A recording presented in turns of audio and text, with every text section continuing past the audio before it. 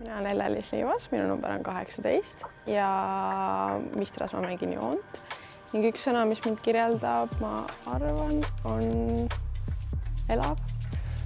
Kust sa pärit oled? Ma olen pärit Tallinnast. Mis on Tallinna või sinu puhul Tabasalu üks käsipalli salarelv? Salarelv.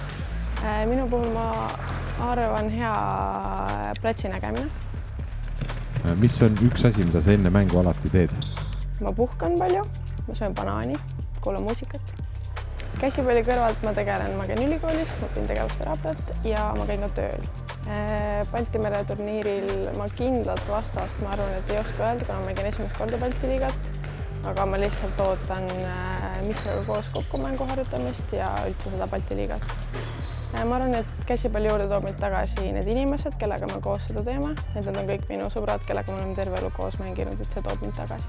Ma arvan, et üks väike tüdruk peaks käsipalli trenni tulemast, et see annab nii palju juurde sulle inimesena ka, et kõik need sõbrad, keda sa leiad sellel teel ja see õpetab sul olla tiimimängija.